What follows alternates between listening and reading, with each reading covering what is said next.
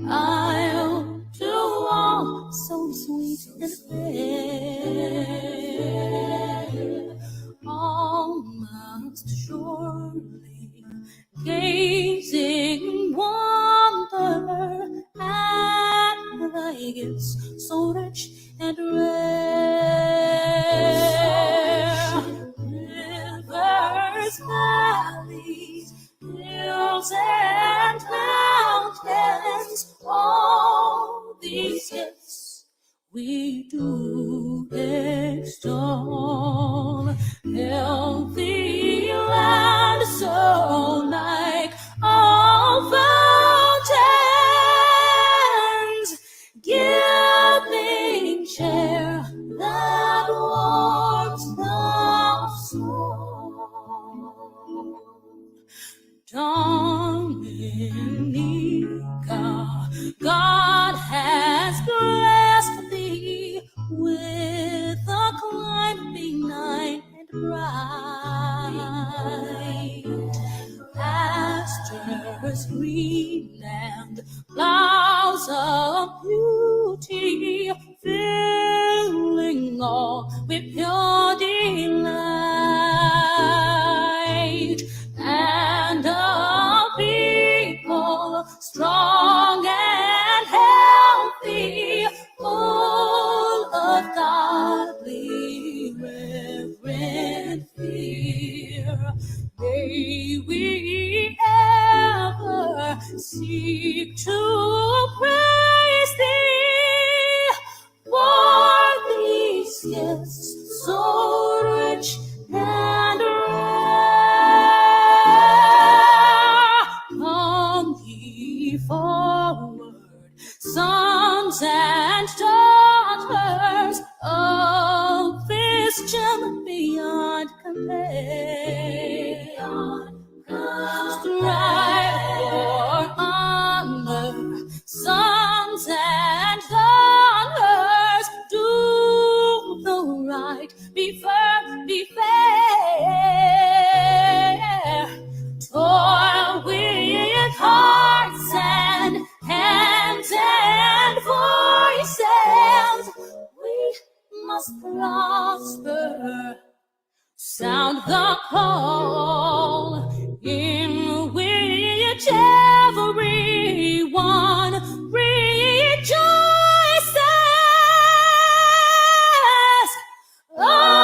For each and each for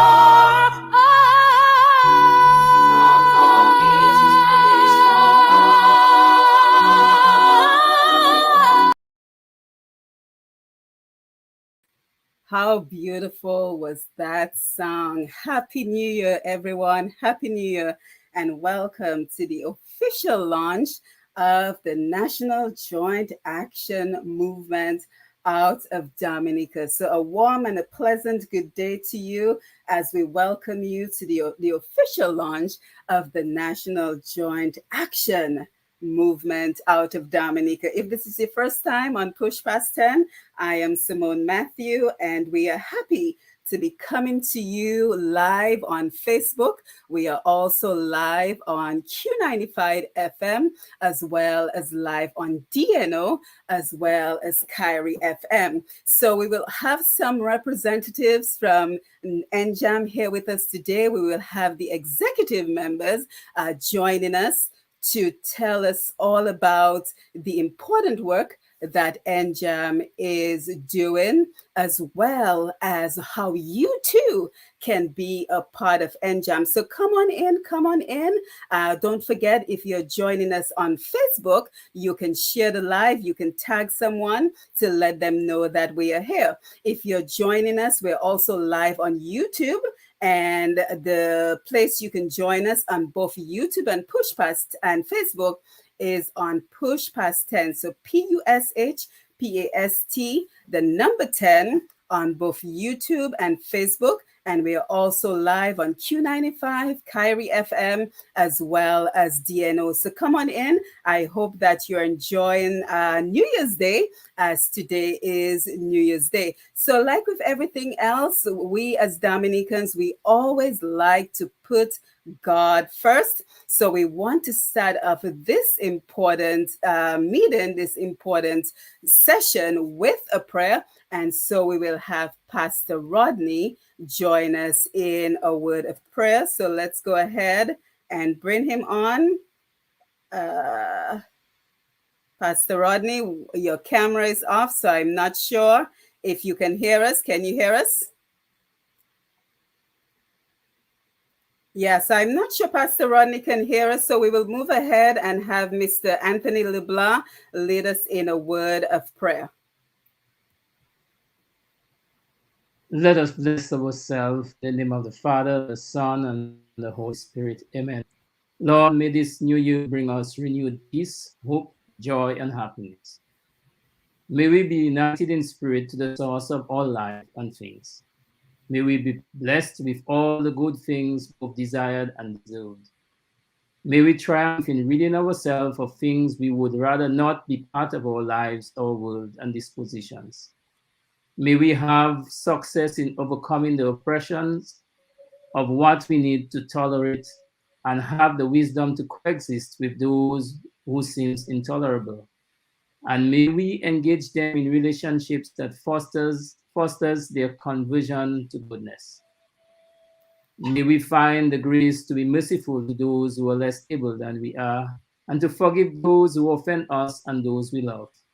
May the joy and peace of God reign in our hearts. Amen.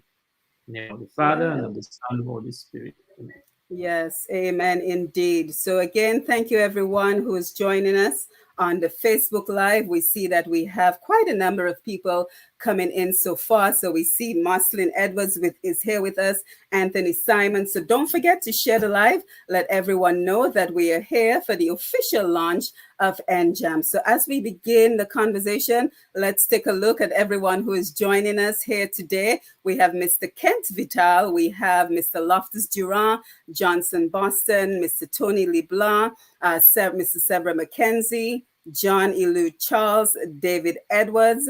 So we have quite a number of participants here to tell us all about the important work that NJAM is doing. So if you're familiar with NJAM, you know that NJAM is a nonprofit organization based in Dominica, comprising of interested members, interested individuals.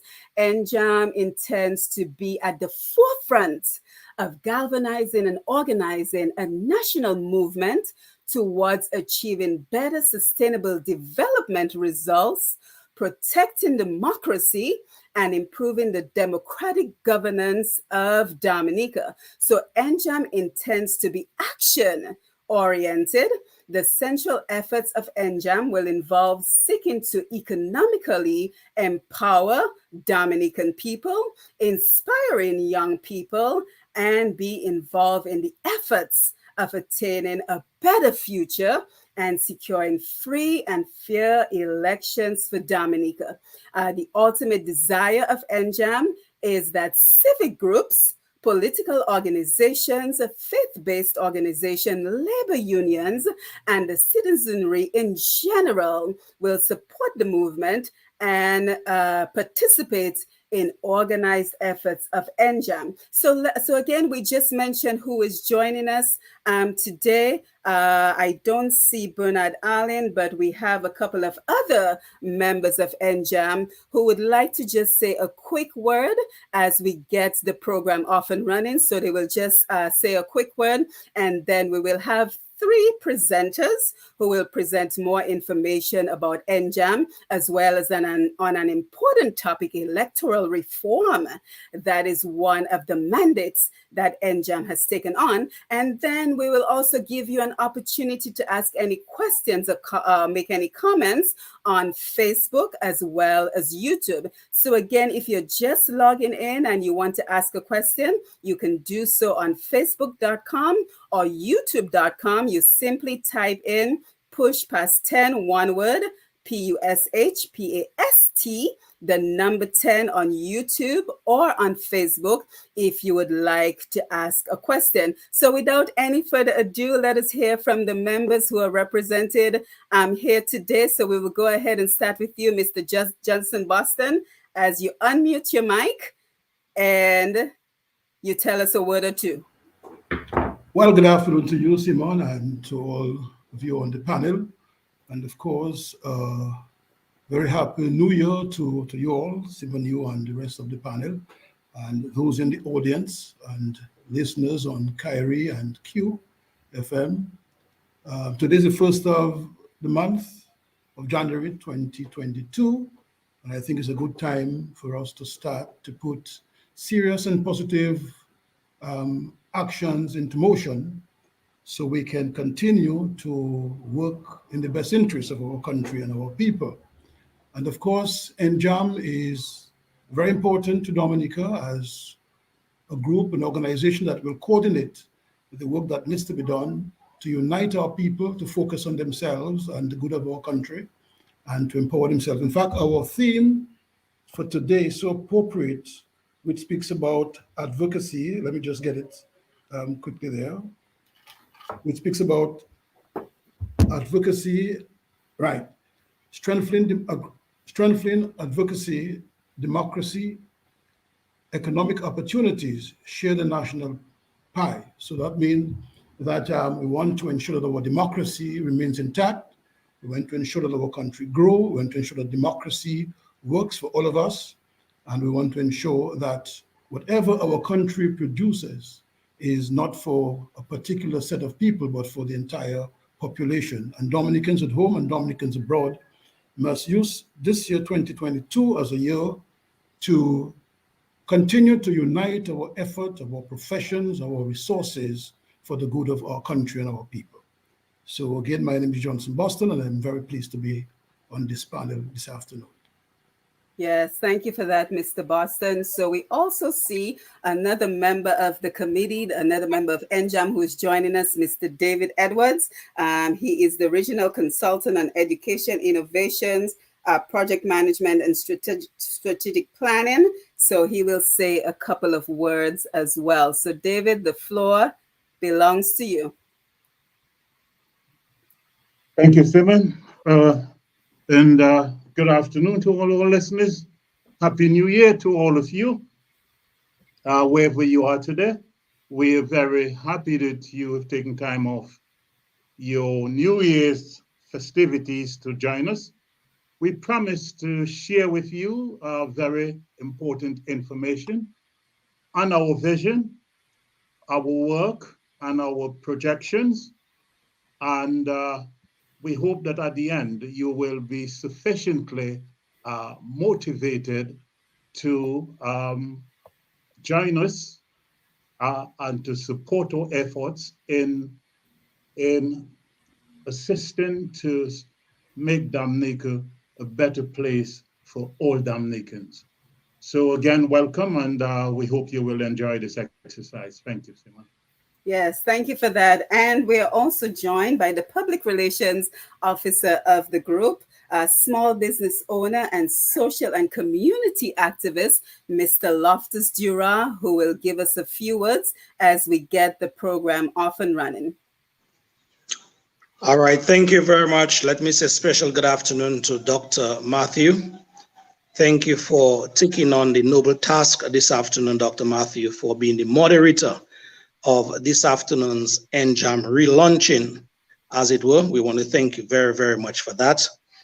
I want to thank as well all the panelists here with me this afternoon. I want to thank as well all the persons on the various media platforms, to include Q95, Kyrie FM, Facebook page, and whatever social media platform you are listening and looking at this relaunch of the NJAM, revamped NJAM.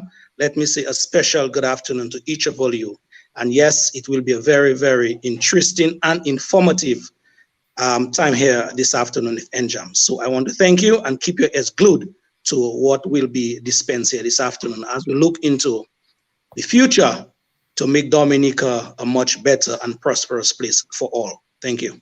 Yes, thank you, Loftus. Thank you for those words. And now we will go into the presentation segment of the program, and our first presenter who will give us some more information of exactly what NJAM, the National Joint Action Movement, exactly what NJAM is all about, will be Mr. John E. Lou Charles. He is an attorney at law, a legislative drafter, a court-appointed mediator, and he is also an educator, a sports administrator with a background in natural science. Mr. Charles is currently a member of two professional organizations, namely the Dominica Bar Association and the Commonwealth Association of Legislative Counsel, and two community-oriented organizations, namely the Somerset Sports Club and the Committee of Concerned Citizens. So, Mr. Charles,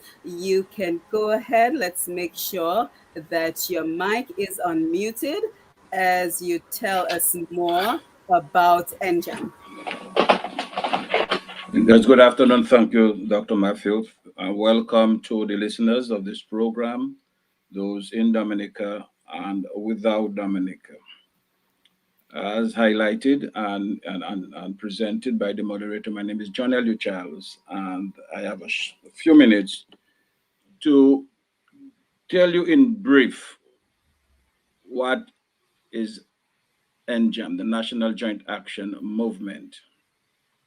NJAM is a national organization comprising citizens of Dominica, both within and without Dominica, with a vision to become the leading voice in Dominica that advances and promotes the interests of Dominica to achieve the development objectives of the state. However,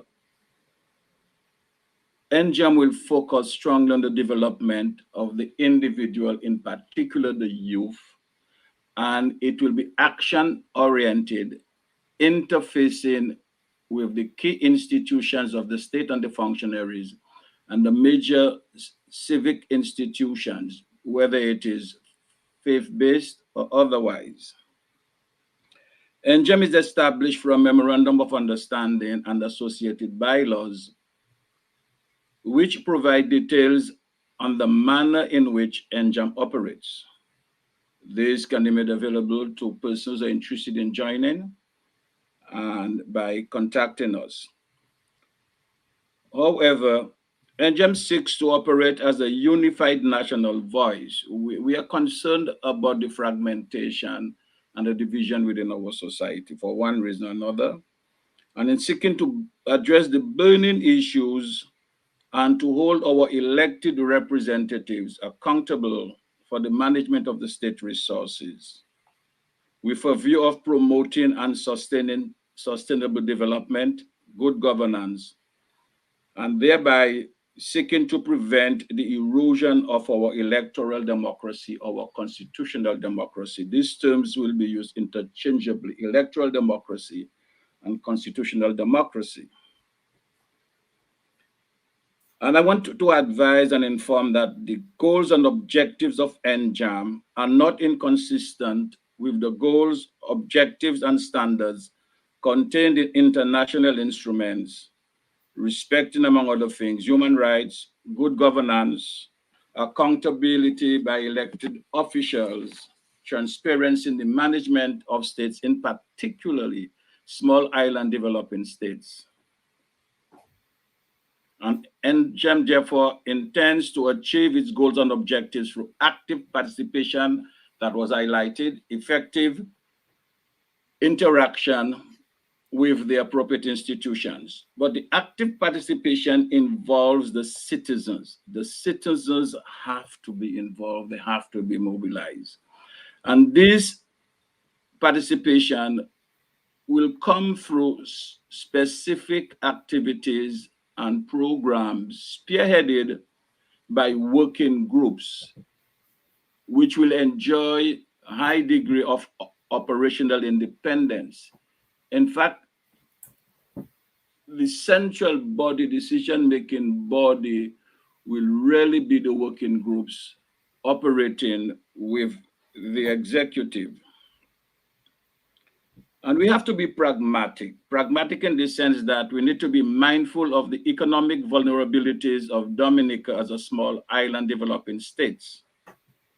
And as such, NJAM intends to focus on such activities that will seek to ensure that the government of Dominica implements good public debt management policies, that the government of Dominica develops, applies, and adheres to fiscal responsible policies, and generally the government enacts good modern laws, including modern electoral laws. In seeking our aim to ensure a forward march and development of Dominica as a people, there are some areas that we will highlight, but they're not limited to these areas. The aspect of respect for human rights, that's critical on our agenda. Law and order, management of crime and violence, and having regard to the operational independence of the police force. Another area of interest is accountability for state resources that we have highlighted, and electoral reform, and if possible and necessary, constitutional reform. There are other areas of critical importance, such as environmental concerns, the development of sectoral areas like agriculture, manufacturing, tourism, research, dealing with the economic empowerment of the individual, and general the safety of workers, labor and human resource development, and with a special emphasis on the development of skills and the movement of our community nationals within the OECS and within CARICOM. And there was a time when Dominica was very proud of its skilled persons, its craftsmen. So that's very, very important to us. Another critical area of interest is access to information and the sharing of information. And NJAM recognizes the importance of technology and social media. So these will be used effectively.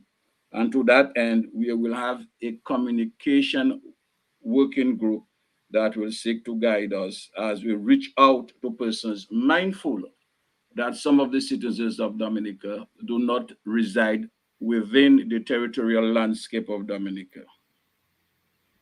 So therefore, from this presentation, what you have said so far, it would mean that NJAM in its decision-making process must have regard to social, cultural, economic, religious, and political considerations. And it doesn't mean that NJAM will shy away or intend to avoid the political consideration, even if some of these will be controversial. We aim, and it's a tall order, to ensure that the government and the citizens understand and develop a better understanding of the principles of electoral democracy, as I said, constitutional democracy, including the rule of law, and some of the democratic principles that are reflected in the Constitution of Dominica. It's very important that we do some reading and understand and give meaning to it. To that end, if you bear with me, I must highlight that our system of democracy in Dominica is characterized by a number of standards of correctness as regards behavior and speech. Some of these standards of correctness and norms or tests, they have been clearly expressed. Some have been clearly established. Others have been accepted, and a few have been assumed. They are standards, and they are objective standards, and we need to talk about them in simple language. And if you permit me, some of the well-known ones are the right to establish political parties without hindrance from the state, fair and equal access to the free press and the public press, freedom of association, freedom of personal opinion, and more importantly, the restricted power that is given to the executive. A lot of us believe that the executive has unlimited power. No, we have a constitutional democracy, and the power given to the executive is restricted by laws. We need to be mindful of that. But in recent times, and some of the factors that motivated the establishment of NJAM is that we have witnessed certain changes to that restricted executive power. And they have brought about that changes by the use of certain laws and rules in selective ways to punish individuals who dare to question certain actions and decisions of the executive, or to express an opinion that does not align fully or closely with the positions being advanced by the executive. And you're punished for expressing your freedom of opinion. And coupled with that, we have seen an undermining of independent elements in the society and a concerted effort to hide information that ought to be made public. And sometimes we ask ourselves, are they conscious of it? And let me give you a simple example. Following the elections in 2019, there was some training for those parliamentarians who were returned and those newly elected parliamentarians. And it was done by the Commonwealth Parliamentary Association. That's a normal practice in strengthening parliament. It is done throughout the Caribbean. Anguilla, Trinidad, is a normal part of the support of the Commonwealth Parliamentary Association to strengthen our parliament. And we had one was such a training was carried out during the period 23rd to 25th September in the year 2020, just a few months, about 10 months after. And a report has been published about this training workshop, which was carried by virtual means. And a report has been published. That report can be found on the website of the Commonwealth Parliamentary Association. Because of the work I do, I get access and I became aware of it. But I question how many Dominicans have copies of it, how many parliamentarians themselves have had copies of it. And I go to Parliament often and have not seen a hard copy of that report. But that report has very important information in it. They give us some guidelines as regard the key principles that underlie the purpose of the standing orders of Parliament. And I can just highlight about 6 of them. One of the key principles of the standing orders of our Parliament, that is the set of rules that govern how people behave in Parliament. Things like accountability of the executive to Parliament, one of the objectives of NJAM. The right of each member in Parliament to speak freely, another objective of NJAM. The recognition of the rights of the opposition in the face of the executive, another objective of NJAM. Equality of the status of every member in Parliament. No member is greater than the other in Parliament because they are all members of Parliament. Another concern of NJAM, upholding the dignity and decorum of Parliament. The question of behaving properly. We highlighted the standards of correctness in behavior and speech, another objective of NJAM. It doesn't run away from it. And the supremacy of the Constitution. That would be wonderful reading material for the people of Dominica. But it is hidden. Although it is on the website, yes, what is hidden? Nobody talks about it. However, notwithstanding that workshop, we have witnessed the operation of Parliament in recent times when these very principles have been ignored with impunity. And I don't need to give examples of it. They're well known by Dominican. We have seen some of the recording on the internet, and some of us will listen and follow Parliament. Another concern of us that has disturbing implication for the future of this country is the failure to develop appropriate standards and programs that deal with an issue that has created problems for us in all the political parties. It's an issue of leadership succession in politics, whether it is succession in the political parties themselves or whether it's succession in government. And this has created a lot of problems, and you will be hearing more about it, about the manipulation of the electoral process and attempt to manipulate the electoral laws, including a proposal to make an exception to bribery in the electoral laws. Can you imagine that? So these are things that are of concern to us. And in closing, I would like to re-emphasize that the establishment of NJAM was triggered by the occurrence of certain national events that resulted in economic, social, and political turmoil in Dominica, and that put the health, education, career, business, and economic future of many Dominicans at risk. We are witnessing the erosion of electoral democracy in Dominica at a rate, and at an alarming rate, I must say, which is faster than the rate at which our rivers in Dominica are disappearing. My fellow Dominicans, wherever you are, I appeal to you and on behalf of NJAM to open your eyes to what is happening. I thank you.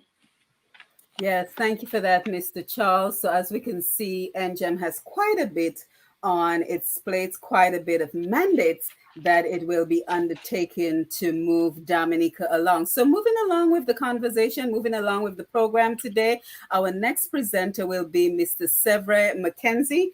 And he is the deputy chairperson of NJAM. He is an architect by profession with postgraduate training in design and construction of seismic resistant structures. And he is also involved in disaster risk management. He's the managing director of Mackenzie Architectural and Construction Services and Nature Island Paper Products, Inc., the only toilet paper company on island that has been out of operation since Hurricane Maria. So let us give a warm welcome to Mr. Sevre McKenzie as he unmutes his mic to make his presentation.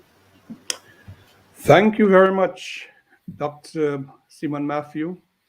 Let me take the opportunity to wish all those on the panel and yourself and all those who are within the reach of our voices this evening a productive, prosperous 2022, and that we'll be looking forward for progress. If we were in person, I would maybe have asked a show of hands and asked the following question. How many of the people who are listening are satisfied with the state of affairs in Dominica today as it relates to the economy, social, cultural, and political environment in the country? I would just have liked to ask this question. And maybe some of you who are on the chats and on the Facebook could maybe just send a comment to say, give us an idea as to how satisfied we are of what is going on in the country today. So as we approach the 50th anniversary as an independent nation, there is much concern about the state of the Commonwealth of Dominica And the assessment can be done through some self-examination by just taking an honest look at the various facets of development in our country. Or we can just simply compare with our neighbors within the OECS and CARICOM to see how well we are doing or not doing. The prevailing conditions in the country are not good for the well-being of the population. And there are clear indications of devastating effects of such conditions. A high level of anger exists within the population. And if it continues, we may only witness an annihilation of a population which will be replaced by the obvious conquerors who are quietly taking over our beloved country. History has shown how entire populations have been displaced, and the prospects of Dominica going through this process is not far-fetched. The signs are in plain view. Is there any reason why Dominica did not have a population census in this cycle? Because we are accustomed for every decade that we have a population census to know how our population and to look at the demographics and all the other information. Is it to be blamed on COVID? Or are Dominicans not interested in whatever is happening with the population? Because I'm sure we'll recognize that there has been a significant change. Those who control the national pie are angry. The few who enjoy the national pie are angry. And those who are denied part of the national pie are justifiably angry. So this means we can understand that we have a problem in the country, that those who still have a level mind can and should come forward to try to see how we take the situation under control. It appears that we are about one generation away where the nursing homes will be the primary caregivers for the elderly as we witness the exodus of our youth from the island. The average educated and qualified young person does not see a future in the Commonwealth of Dominica. The level of crime among of the youth population is of concern, and this is one of the reasons for the establishment of NJAM. To give our young people hope that the nature island still has a chance of creating the enabling environment for citizens to prosper. Whereas we recognize the political divide and the consequences that it is having on the development of the country, we recognize that one of Dominica's main problems is economics and the inability of an increasing percentage of Dominicans to survive without degrading themselves to the mendicancy syndrome. We grew up with the mantra from our grandparents that hard work is the key to success. But today, the hard-working Dominicans are the ones most subjected to systemic state discrimination and victimization. This is because the hard-working independent Dominicans are the thinkers and who do not fear and do not depend on the state for their survival. We witness a high level of political intolerance in Dominica today, where many decent citizens have retreated into silence, a torturing silence that results into severe stress. We are experiencing a situation where persons are afraid to speak in fear of their views being reported to either side of the political tribes. And then they become subjects of ridicule and in some cases subjects of character assassination. It appears that the days when DBS radio had this popular advertisement to the effect of that saying, "We have to agree to disagree," is now history. NJAM intends to create an avenue where Dominican citizens can regain their voice to communicate freely without any fear of being reported to the powers that be, and that they are not deprived of their rights to employment opportunities, to housing and other benefits of the state, or the necessities that they have a right to. We wish to express our appreciation to the management of Q95 Radio and Kyrie FM Radio for allowing this activity to be broadcast live on their respective radio stations, and also to send a memo to the nation station that the time is coming when they have to change their mode of operation. Because only a people who are exposed to all sides of a discussion can be considered knowledgeable and informed. NJAM is not a political party. In fact, with what is happening, I believe that Dominica needs a paradigm shift from the political party culture, which is destroying the moral fabric of the nation, a vestige of our colonial past. It would be a good challenge to seek an alternative method of governance instead of this calculated mechanism of divisiveness that we inherited, where they claim we must have government and opposition and they have to be fighting each other. NJAM will not shy away from confronting political issues. In fact, it always amuses me when I listen to politicians accusing powerless citizens of playing politics. They enjoy political power, but scare citizens from getting involved in politics. Are we satisfied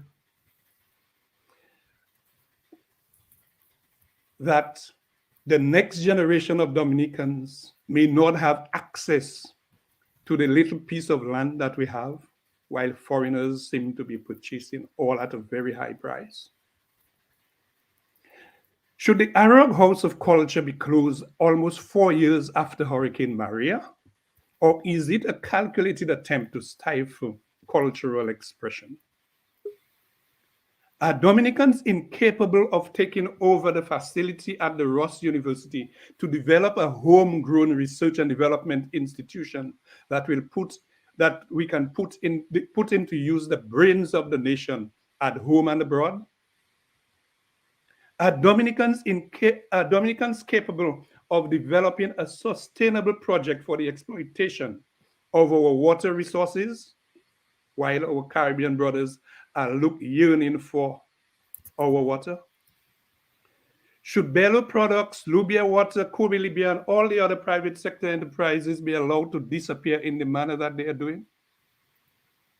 Are we satisfied that the legalization of marijuana, where young people are allowed to smoke a spliff freely on the streets, this is the best way that we can take advantage of all the possibilities of production of cannabis for medicinal purposes? Are we satisfied with the condition of our capital city of Roseau, 43 years after political independence, and we've got a foreigner telling us what Roseau should look like? Are we satisfied with the judicial system, where persons no longer take legal action against those who infringe on their rights because they are frustrated of the amount of time it has to take to resolve matters through the courts? Are we satisfied with the academic performance of our students? While a few at the top excel with maximum grades, but the vast majority of our students meet the basic minimum standards, and we are breeding a new type of illiteracy. Are we satisfied with our architectural landscape, where monstrous colonial style buildings are being constructed without local participation, while our professionals languish? Is it acceptable that the government can proceed to construct an international airport under the veil of secrecy, where the critical issues are not made available, where the critical studies are not made available, and the design of the facility is still a mystery? Can we continue to accept square pegs in triangular holes? At one time, it used to be square pegs in round holes. But it was discovered recently that it is very easy to put a square in a circle. But it is very difficult to put a square in a triangle. And we have seen the level of incompetence in the country elevated to the highest level, where a number of inexperienced, unqualified squares are forced into triangles, while capable ones are not given an opportunity. NJAM is not complaining. It's true to its name, action. But this action will depend on collaboration. The few of us who are bold enough today to take that quantum leap forward, will need the support and collaboration of all Dominicans to move the process forward. We will engage with the authorities who are given the constitutional responsibility to govern this nation, but we will not depend on them. We will challenge them on every occasion to live up to their oath of governing the nation with equitably and without discrimination and victimization. Why am I involved? Why am I involved in NJAM? Because it is my humble desire to enjoy the Commonwealth of Dominica for the rest of the time that the Heavenly Father has allocated to me. And I want to know that my children will still have a Dominica to live and enjoy. Ladies and gentlemen, some of us chose to stay at home. And for that, we are not going to allow our rights to be taken away from us. NJAM is here, and its success will depend on Dominicans at home and abroad. We have a choice. Sit back and endure the pain and misery that exists, or break the silence and get into action for a better Dominica. We sincerely hope that the private sector and civil society organizations will regain the courage that they have demonstrated in the past to realign their operations, to collaborate for joint action in the interest of our homeland Dominica. The membership of NJAM is open to all Dominicans at home and abroad. And let me quickly tell you, we have various categories of membership. The lowest, if you just want to follow, like you follow on Facebook, you can follow us.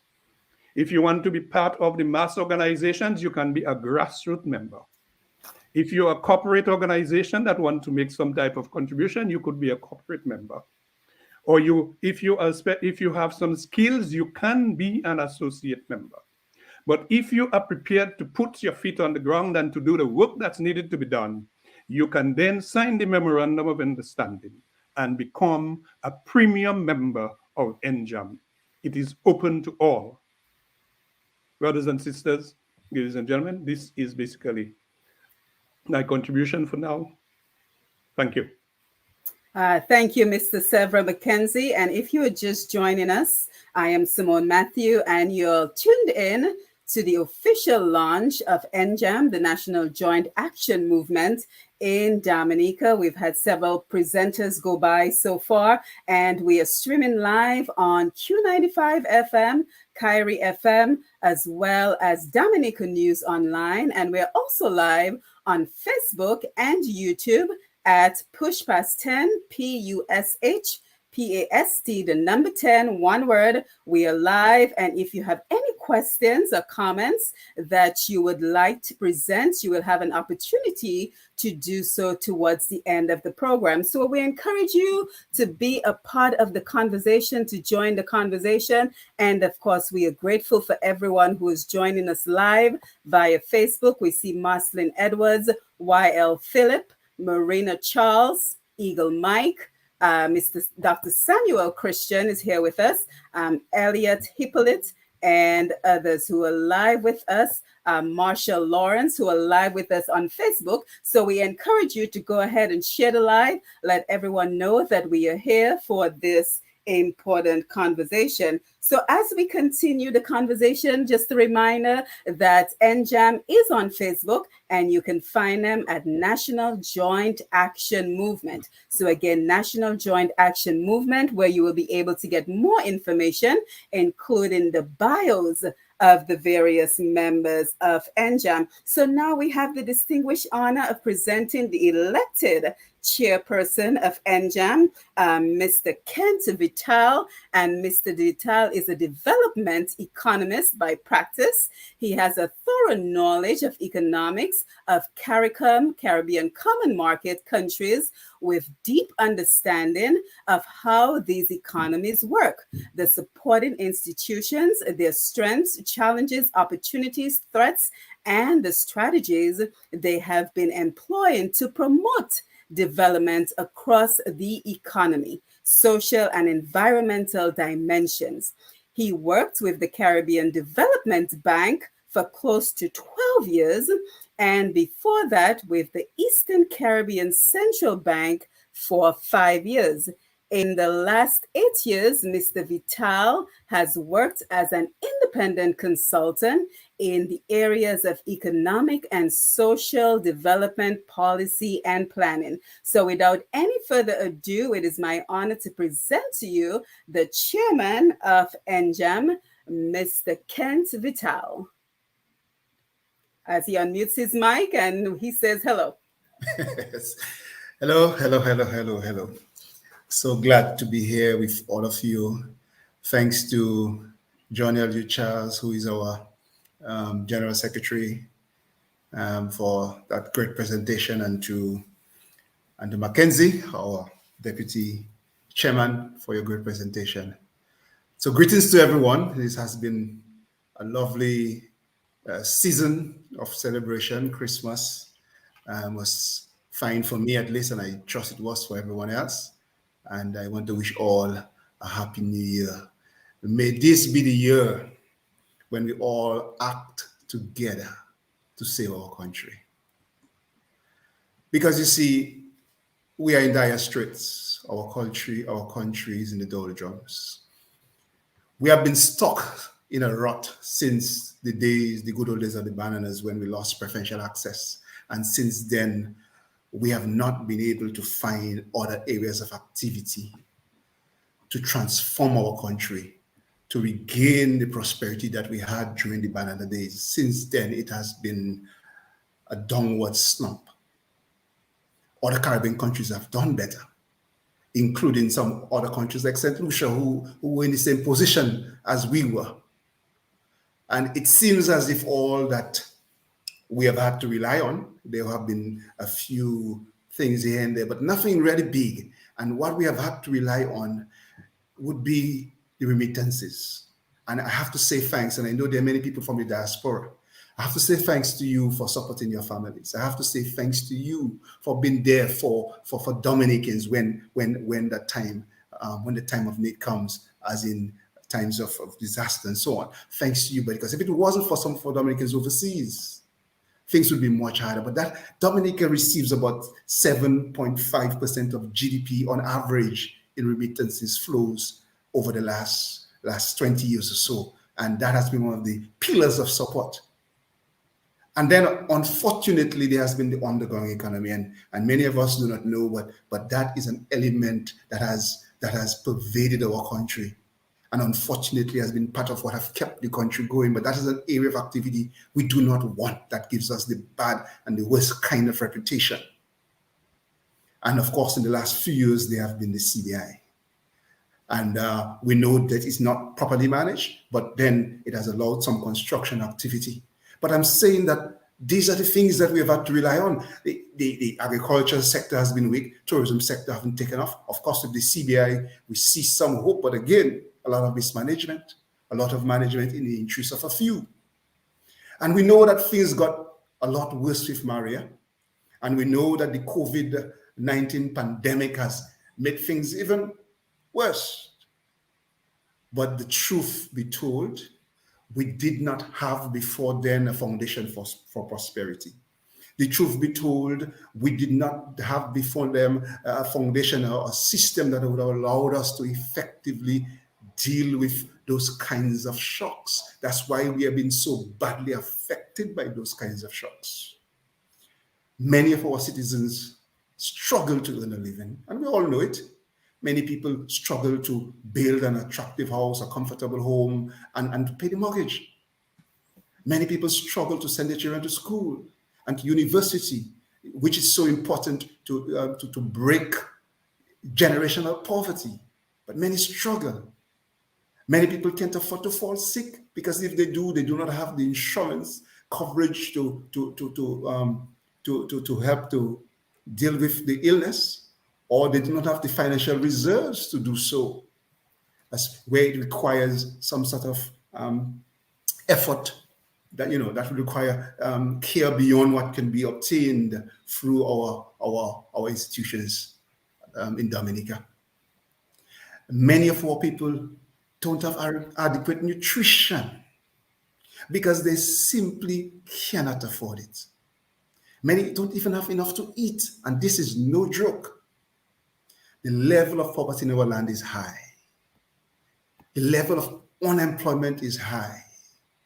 Last set of information we have on poverty was about 29%, and the government, as Mackenzie said, hides information. They don't even produce some of the information, which they can, but they deliberately do not produce it.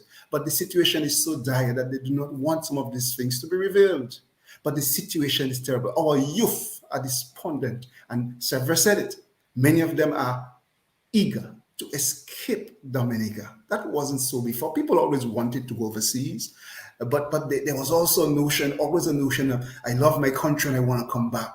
But now our youth just want to escape because of what this country has come to. I tell you that I speak to many people all over Dominica, and what I could tell you, we are going through a real hard time. Our people yearn for better. I hear it from them whenever I speak to our people. And better could have been done. And better can still be done. But the truth is, we have not had the kind of political governance that would have allowed our country to thrive in a way that would have allowed our citizens the opportunity to seek a better existence. The poor state of governance, which LU spoke about and which Mackenzie spoke about in our land, is clearly undermining our democracy. But not only is it undermining our democracy, it's undermining the state of the economy as well. And it has also affected social interactions among our people. We desire a country where all our people feel wanted and cared for. We desire a country where our communities flourish and our people live together well. We want a country where there is peace and tranquility and goodwill towards each other, even if we're on different sides of the political spectrum. We, the people, can no longer sit idly by and allow our country to continue to slip into ruin. We, the people, must arise. We must pull together and help ourselves. As we do so, we must restore our democracy. We must protect our freedom. We must ensure that all respect the law, be they politicians, public officials, clergymen, police, or ordinary citizens. We, the people, must liberate ourselves, be it economically or politically. And this is exactly what NJAM is about. It's about we, the people, allowing we, the people, to come together to save our country, to restore good governance, to restore economic prosperity, or bring us back to the place where we have the right foundation for our economic prosperity. That's part of what we want to do as NJAM. But where do we start in all of this? At least in terms of the economic element, we have to recognize that we do have a place to start. We start with what we have. But what do we have? We have resources. We have capable people at home and abroad. Mackenzie said that there are those of us who decide to stay here and people like me who have decided to come back. But there are many of us abroad who are willing and able and capable and well-trained and capable of contributing to the development of Dominica in various ways, whether it's through visits, whether it's through what you already do given to your families, but beyond that, investments and ideas and involvement in Dominica. Dominica ought to be not just those of us here, but those of us everywhere, a place we all cherish. That's what Dominica ought to be. But we have that resource, people here and people abroad who are capable, but they are not being utilized. And that's a shame because we are in dire straits, but we have the people who can help us get out of it. We have the land, the nature island of the world, and Mackenzie touched on that. We have to preserve our land because it's a great resource. Land suitable for agriculture, for nature tourism, for just good living. We have many people with good ideas, whether those who are here and those who are abroad. And I speak to people and I hear their ideas. And we need to use those good ideas as a basis to make a difference and turn our situation around because we are at rock bottom. But towards bringing those ideas into fruition, there are many things we need to do. We cannot just sit and wait because we have been sitting and waiting, and we don't seem to have a political administration that's able to lead the country into prosperity and into a socially cohesive force. So we have to rise and organize ourselves. We have to draw on our creative people. We have to draw on the skills of our people everywhere. We have to pool together our limited resources. We have to engage in shared operations, in marketing, in sales, in transportation. We've got to do it for ourselves. In effect, we have to reset the national economy. But how would you do that? Part of the way in which we need to do this, and this is a lot of what NJAM is all about. We have to empower our people to participate in their development. Our growth must be shared. Well, we are not growing right now. Well, I mean, the figures will show, and a clever use of their figures will show that. But if we look at what has happened since the banana days, we know our country has not strengthened. We have gotten weaker. And the few areas of hope we have lost, like Ross University. But we need to restore a foundation for growth of our economy, a foundation for prosperity. And in doing so, we have to empower people to be part of that, and so that they can share in that growth. That is one of the fundamental ways in which we're going to have a cohesive society. So we must not wait until there's a capable government, and this is part of what NJAM is about. We have to restore good governance. We have to bring back a capable and proper governance in our land. But we cannot wait until that happens. We have to work towards that, and we will definitely be action-oriented in working towards that. But we will not just sit and wait for that only. Okay? We, the people, must start to act. And as we act and help pull ourselves, as we act and encourage ideas and help to develop ideas, it will set the foundation for the new administration that has to come in, that will have to come in, because we are in the doldrums at the moment. We must regain the independence of our people, the dignity of our people through economic empowerment alongside efforts to restore good governance. And there are many areas. Several spoke about the various sectoral approaches. There's the opportunity to resuscitate our agricultural sector. How do we do that? And we'll have other persons contributing ideas, and we'll work with them, because it's not about just of us here. Several said it right.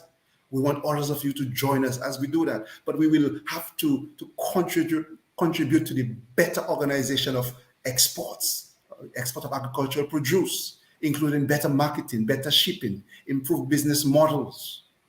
And I've already been talking to some people on those things. But what you're going to see happening with NJAM and with this fabulous team that we are beginning to assemble, and many of you who will join us, what we will see is we will take some of those initiatives, some of those things, we will partner with the appropriate persons, and we will multiply. We will seek to do everything we can to pull our people up.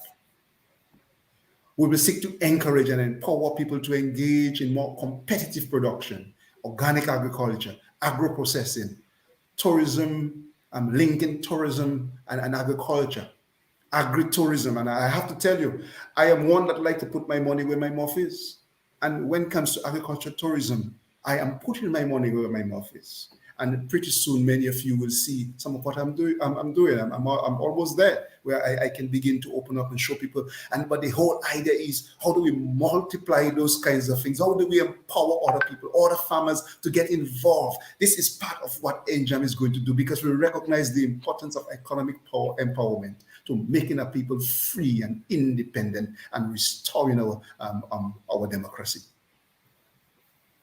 We will seek to motivate and provide practical guidance to persons engaged in promising areas of production.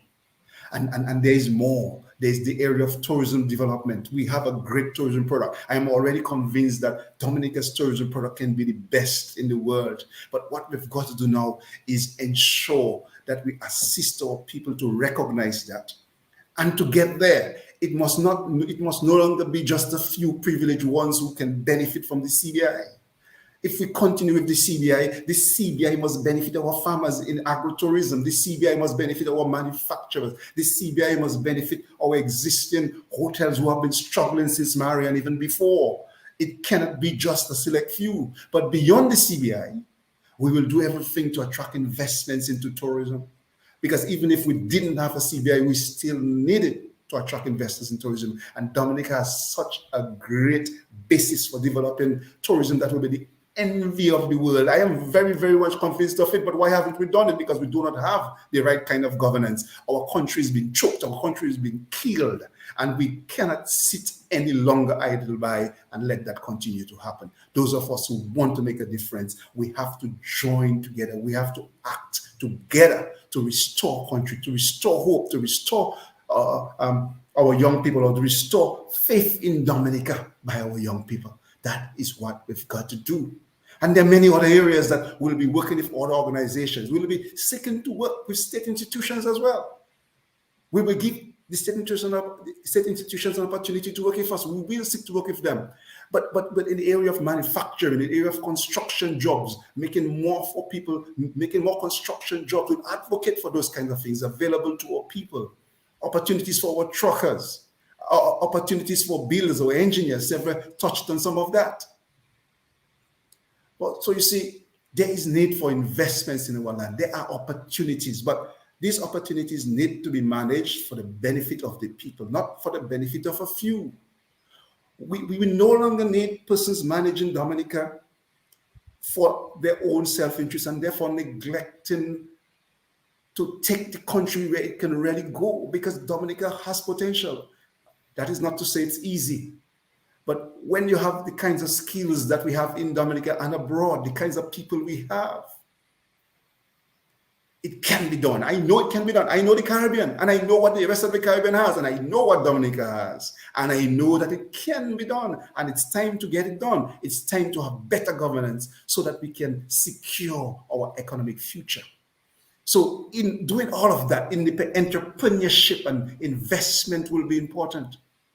We'll be encouraging our people here to pool together, to invest. We'll be doing everything we can to attract foreign investors, quite apart from the CBI, because we're not just going to sit down and wait on the CBI, because we know better can be done. So we'll be doing that. And given the importance of investment, there's one proposal that you'll hear more about, which we refer to as the Citizen Investment Corporation. That will be an arm of NJAM, so to speak, focused on promoting, attracting, organizing investments in Dominica. This will include undertaking activities in relation to generating and dispensing business and investment ideas, preparation of business or investment proposals, the provision of business advice, pulling local investors together and assisting with organizing viable projects, seeking funds from external sources for investments in viable and potentially viable local business ventures, promoting awareness of sources of business funding, including equity sources, loan sources, grant sources, promoting an entrepreneurial culture. This is very, very, very important. encouraging and organizing shared business services, seeking export markets and organizing export activity, seeking to help to organize efforts of exporters. Each of these things I could go into more details in. But the thing is, these are not things necessarily that a group like ours should be doing, you know. But these are desperate times because we do not have the right governance in place, because we haven't seen our country being governed, our economic governance and our political governance hasn't been appropriate to allow our country to thrive, and our country is dying. Because we are seeing that our country is dying, we've now got to rise. And when I say we, I mean all of us. NJAM is just meant to be the vehicle for which all of us come together and act together to save our country. And the economic element is very important, but that economic element has to be aligned and pursued along with the other elements of restoring democracy. And important to that is electoral reform. This is an important area for us to create the platform for reconciliation, or for us to create the platform for us to have the right governance. So while we will do everything we can in the meantime, a very important element is to usher in proper governance. And key to that is to have proper, free, and fair elections so that the people can get the government that they want and they wish. This is important. And the next segment, we will deal with that. But NJAM is there to work with the people. NJAM is there to bring all of us together to save our country. We are dying, and it is left to each one of us, each one who considers himself to be a patriot, whether you are a laborite, whether you are a freedom right, whether you are UWPite, whether you are from Munsewe, whether you are from the unions, WAU, or the civil service union, whether you are from the faith-based organizations, we must understand even what the scripture says. Righteousness exalts a nation, but sin is a reproach of people. We want our nation to be exalted, so we want all of our people to come on board. Let's turn it around. Let's restore our country. Let's save our country. Let's take back our nation. So we invite you to come and be a part of us. Let's take our country forward. I thank you very much. Yes, thank you, Mr. Chairman. So as you know, NJAM is dedicated to addressing social issues and concerns in Dominica. And so our final presenter is here to present on the issue which has been of significant concern to many Dominicans at home and abroad, electoral reform. Presenting on this topic is engineer Mr. Anthony E. LeBlanc, and Mr. LeBlanc is employed with ACE Engineering Limited from 1998. At ACE Engineering Limited, he leads the administrative aspects of the company, functioning as the chairman of the board of directors, as well as overseeing pricing and some construction works as project manager. He is the past president of Dominica Association of Professional Engineers on two separate occasions, and held several other executive positions.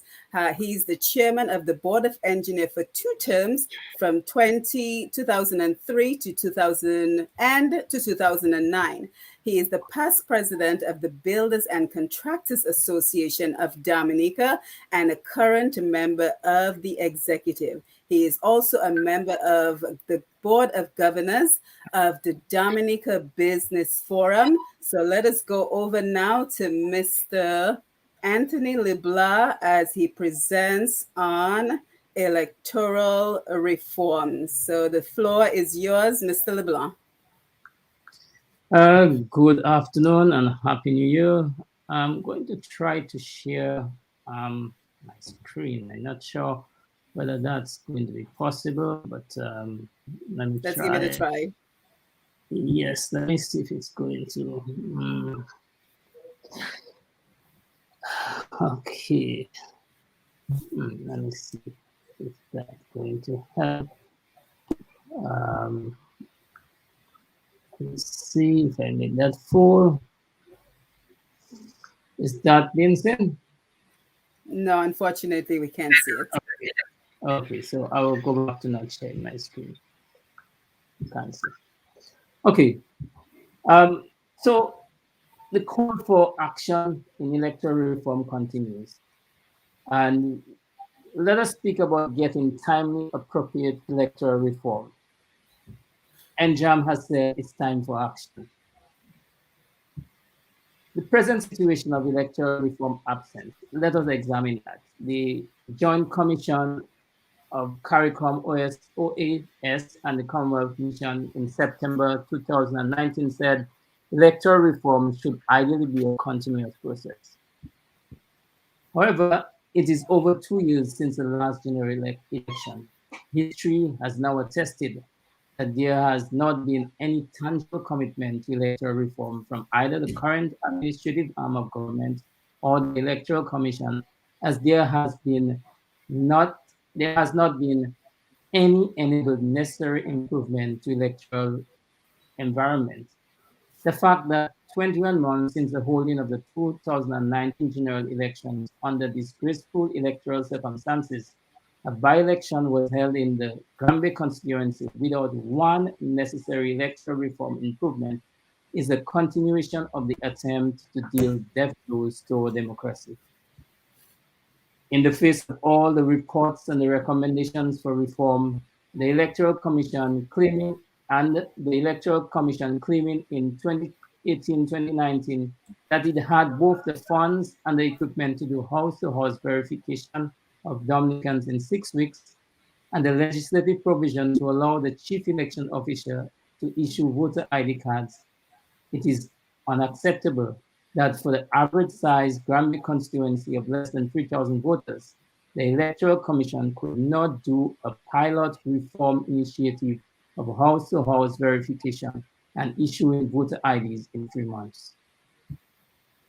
Given that there is sufficient electoral legislation of best practice across the Caribbean to use as a template for Dominica, and let's take, for example, the Jamaican model, the process to start real irreversible electoral reform by the Electoral Commission and the administrative arm of government has taken far too long. So Dennis Byron's report is taking far too long also to be presented, given all the other reports and consultations that have gone before it.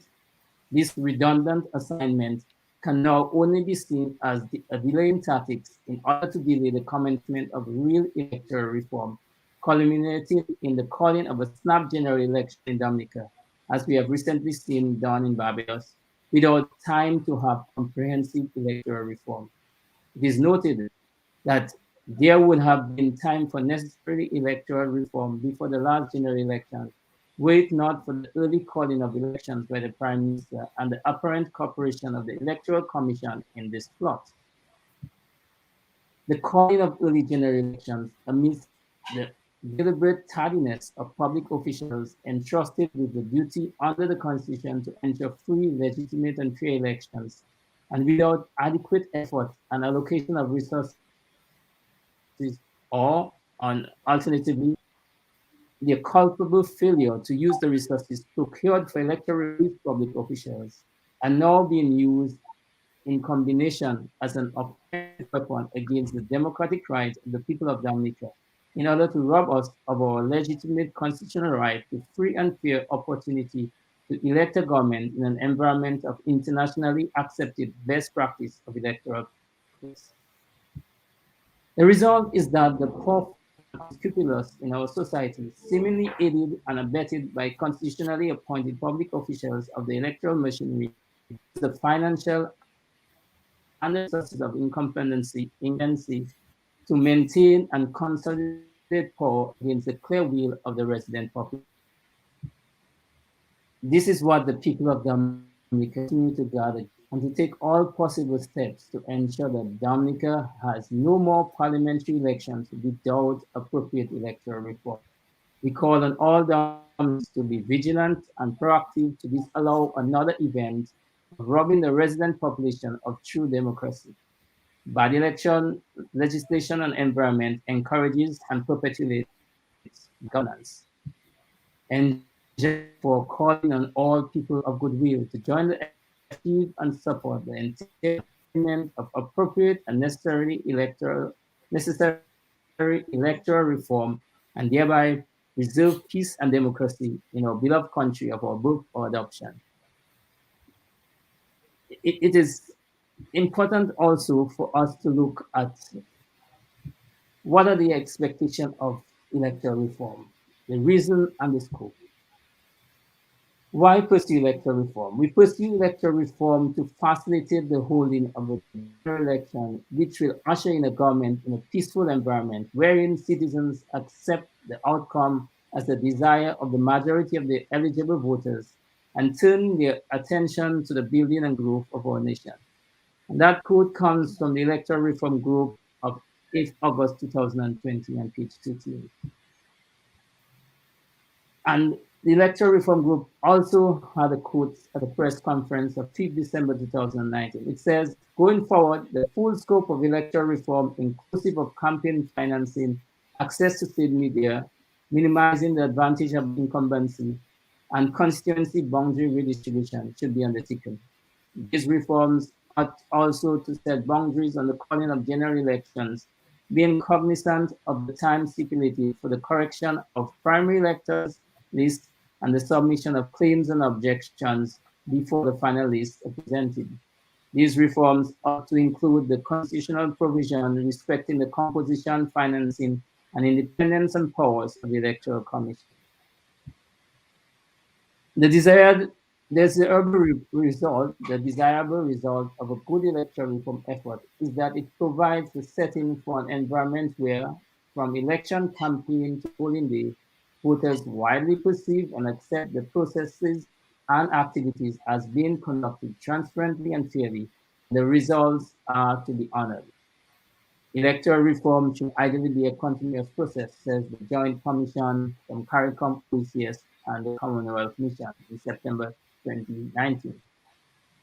So, what are the necessary and appropriate electoral reform? Briefly, independence of the Electoral Commission, financial independence and competition to maintain partisan independence and impartiality, campaign and candidate reform to include campaign finance reform and residency requirements for candidates as voters. Constituency boundary reform to give value to the constitutional stipulation that all constituencies shall contain as nearly equal numbers of inhabitants as possible.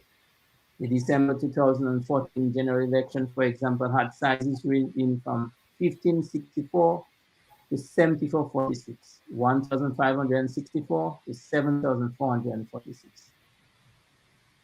Necessary and appropriate electoral reform should include voter registration, verification, and identification, which we have gone through and have dealt with in pretty detail.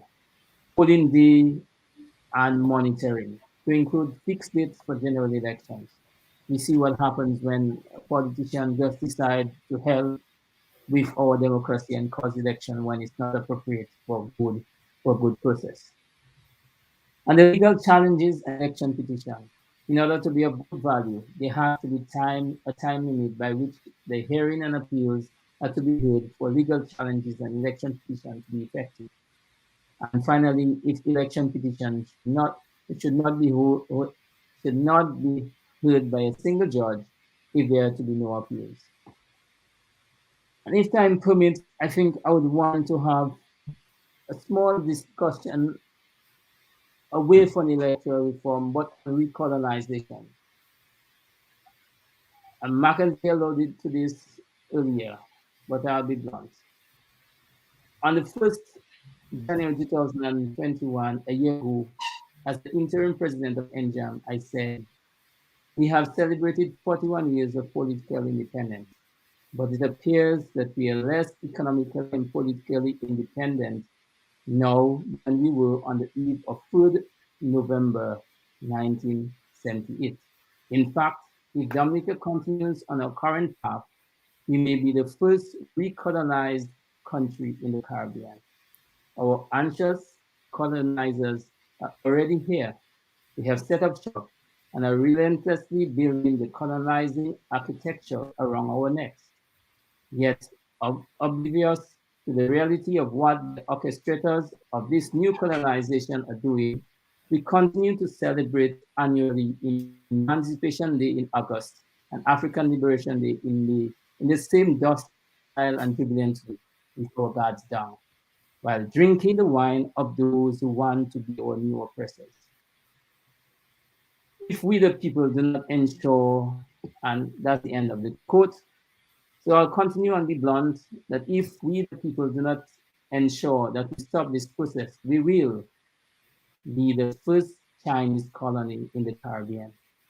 Yes, possibly followed by Barbados, whose incumbent prime minister just ensured that the Queen will no longer stand in the way, and then possibly St. Vincent. But that is no comfort, Dominica. The stage has been set. The Chinese get the lion's share of Dominican procurement spending from the national capital budget spending, while we are not allowed as Dominicans to share in capital works for which Dominica takes a loan from the Chinese. The Chinese have gotten rid of our local merchants in the private sector. Look at Roseau, and Portsmouth is being followed, and are not contributing transparently to VAT, to taxes, and social security. The Chinese seems to be exempted from law and order mandates by the states. Every Chinese seems to be treated as a member of the diplomatic corps. There is no restriction in purchase of property in Dominica, and the Chinese with superior capital and opportunity facilitated by the states are purchasing lands and property at an alarming pace, while the economically disadvantaged young Dominican can ill afford a small lot to build a house. And to make it worse, when the government gives a home or a house, that young or elderly Dominican cannot register it to his or her name. So when the state is turned over to the Chinese, that house belongs to the Chinese. Chinese are fully and continually employed on various capital works financed by local and CBI funds, while our skilled workmen, truckers, professionals, and others continually leave Dominica in droves to find a greener pasture than the nature island. The question is, who does our government represent, Dominicans or Chinese?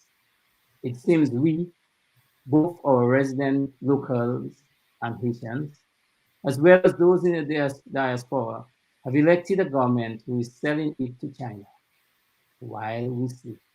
Wake up, Dominica. Thank you.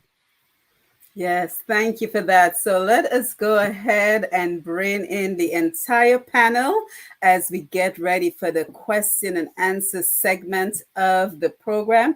And we want to say a very special thank you to the presenters and to everyone who is joining us, tuned in to the official launch of NJAM. Now, I noticed that we had a couple of members join in, and we want to give them an opportunity, if they would like to say a couple of words. So Mr. Bernard Arlene, if you can hear me, would you like to say a couple of words? Unmute your mic, please.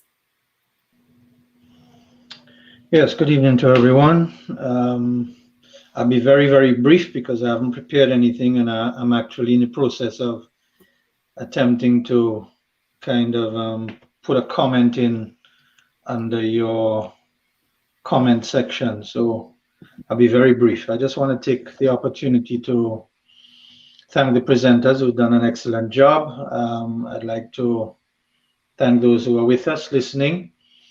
And I'd like to take the opportunity to wish yourself and everyone else on the panel and persons listening a really wonderful new year ahead. We hope that things can get better and that we can kind of pull together and somehow make this NJAM grow into something that we wish it to be. The past year has been a little bit difficult. We've been finding our feet, but I think now we are prepared to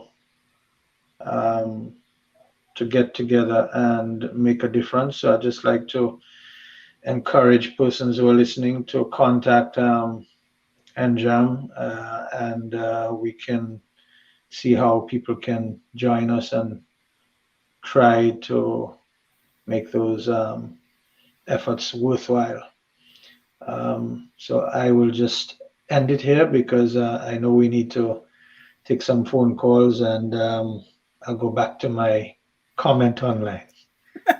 Thank Thank you you, very much. Bernard Arlen. And I also saw that Mr. Nicholas George joined us. So if you want to give a couple of comments, but before you do, I just want to remind everyone who would be interested in making a comment or post a question that we are live on Facebook, Push Past 10, PUSHPAST. And I see that we have quite an audience on Facebook, and they've been actively engaged in the conversation so far. So we encourage you to continue posting your comments and your questions as we take a couple of words from Mr. George, and then we will engage our panel in an open discussion. Mr. George, can you unmute your mic?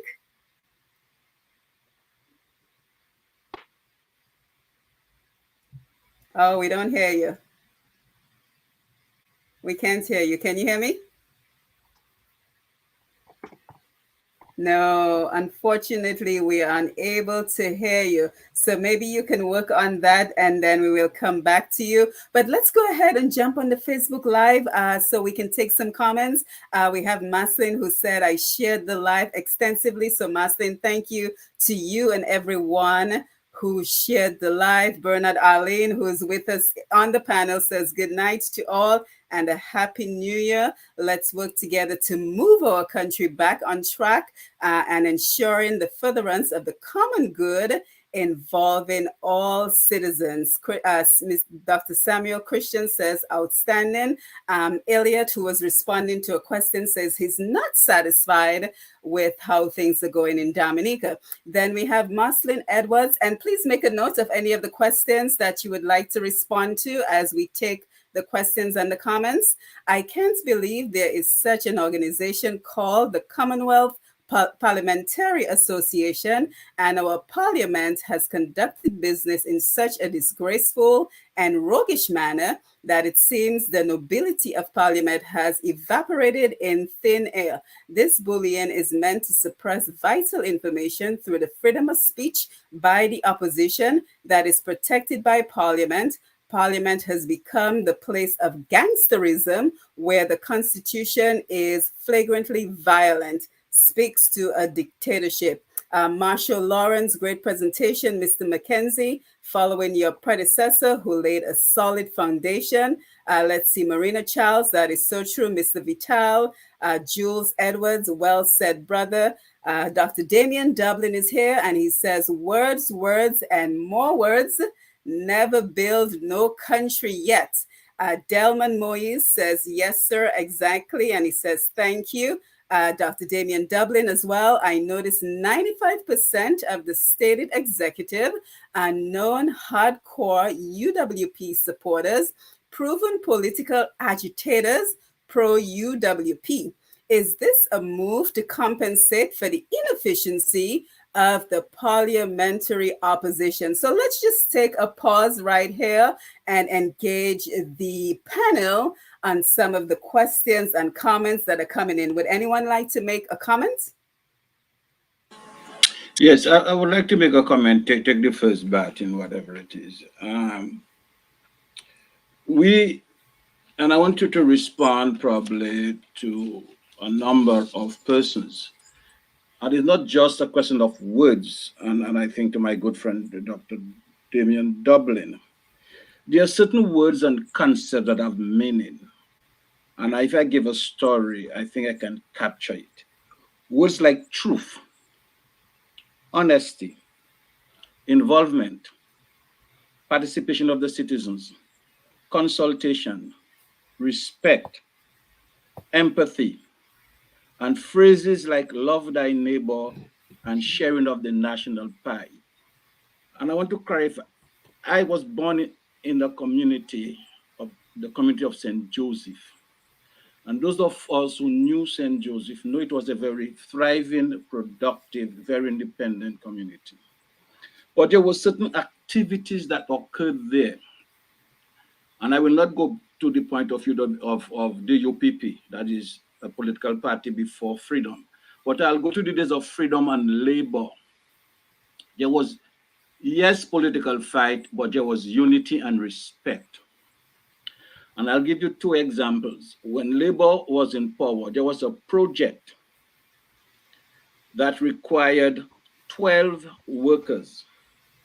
There was communication between the leaders and the activists within the community. And they agreed that 7 of these workers would come from the Labour supporters and members, and 5 would come from the Freedom Party. There was a change of government in 1980. Freedom Party became the government. And there was a project in Bells. And these are real stories. There are people alive, you can check them. They needed about 20 employees. Again, there was communication between and consultation between the parties, and it was agreed, and sometimes I go in patois. Labour, Kebano, Whitnam, Epifam, the Freedom, Ketapi, or Douzen, Nom Epifam. They shared the pie. They ensured that everybody survived and they got something. Nowadays, there's no sharing of the pie. And there are stories I can tell you about that. That is frightening and disheartening. You are denying persons a plate of food. Opaka bamon ozaset manje paske ipa yondizo. It is terrible. I'm from a family of 12 children, a mother and a father, and our culture was that we make provision for 3 other persons, because if a stranger is passing, we do not want that stranger to fall in our yard because that person is hungry. We have enough to feed that individual. That is the society I grew up in. That is what propelled me to whatever I've achieved and the successes I've made, irrespective of the size of my family. These are not just words. I leave you with that. Yes, anyone else? Yes, John, thank you for that. That's great. But let me add to that.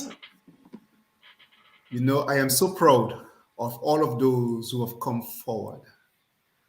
And we know that once the people begin to arise, once the people begin to decide to take the country back and to cooperate, we do not expect the sitting government to sit idly by. They will react. And one of the things they're going to try to do is continue with their promotion of hate. And NJAM is not about hate. NJAM is about bringing our people together, whether they're from Freedom or UWP or the trade unions or the Labour Party. Several, weren't you a part of the Labour Party before? Anyway, you'll answer that later. But wherever they're from, it's about bringing our people together. And you see, when they see that and they begin to see movement, people who are listening, labor rights who are listening, everyone who are listening, what they're going to want to do is make you think in the same kind of a hateful, bitter ways. But what we are trying to do is to make you realize that together we can do it. And yes, it has to start with words. And we are bringing words to you today because we are explaining to you that we are not going to just do words. We are going to do action. And we realize that action is what is going to take us. So he is very right. And he can wait to see the action. But in our actions as a people, as we come together, we are going to do what it takes to empower our people. We are going to do what it takes to restore our democracy. And in doing so, we're going to bring labor rights, UWP rights, freedom rights. Every patriot will come to the table to save our country. And I thank everyone from everything I have seen. The reaction out there about what we're trying to do as NJAM is great. And I thank you so much. Yes, and I think Earl Bruno also says it well when he says, with all the words put together, it can be done. And I want to thank Dr. Dublin for his question as well. But I think what would also be helpful is to talk about, is there a particular project that is immediate, that is NJAM is currently working on? And then we will come over to you, Anthony LeBlanc, for your comments. So is there a particular project that is in the pipeline, something concrete that is the next step for that? I think Severin Mackenzie wants to answer that question. We have not gone into much detail. Okay. But I believe that we are all very passionate about Ross University, the facilities at Ross University that have been vacant since 2018.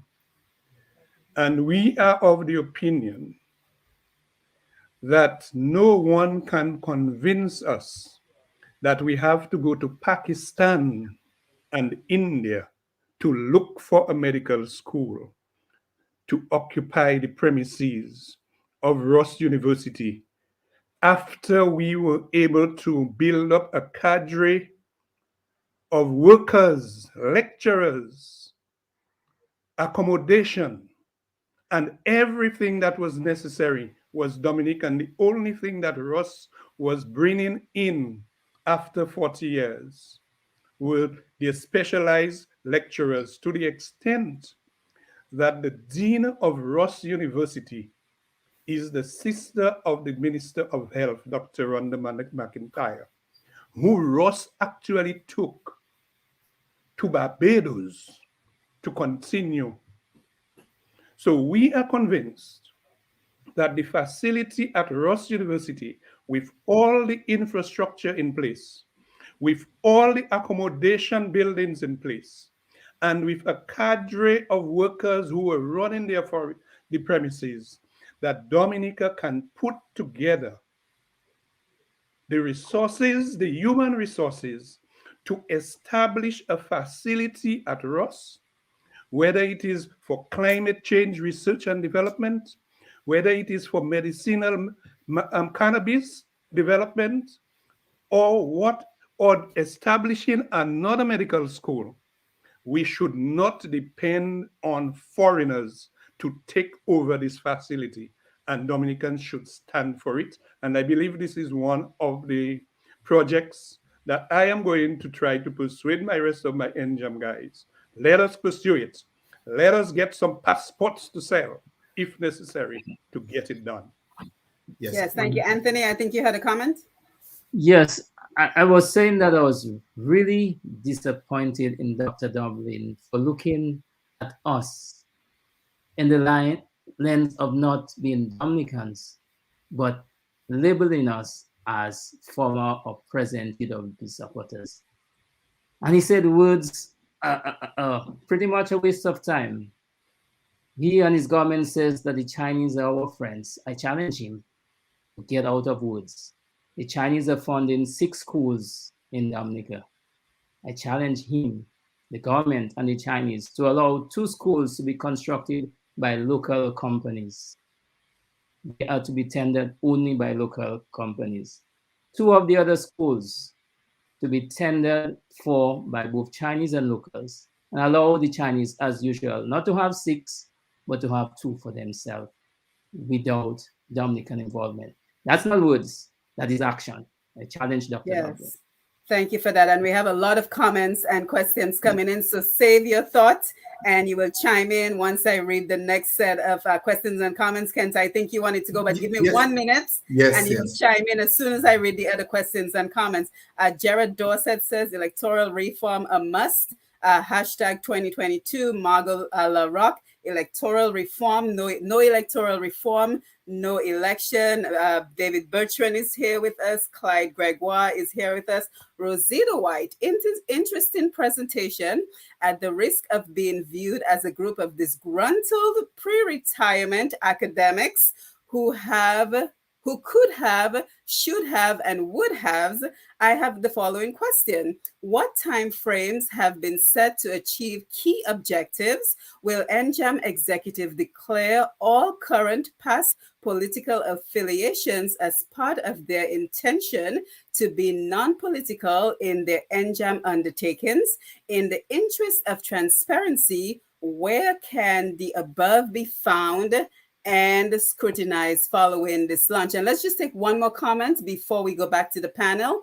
Jules Edwards, Dominica has reached the bottom of the economic development, which is loudly spoken in the joblessness, mendicancy, and crime on island. We cannot continue to support that which isn't working to our interests of ourselves and country. We cannot continue to give allegiance to party politics instead of country.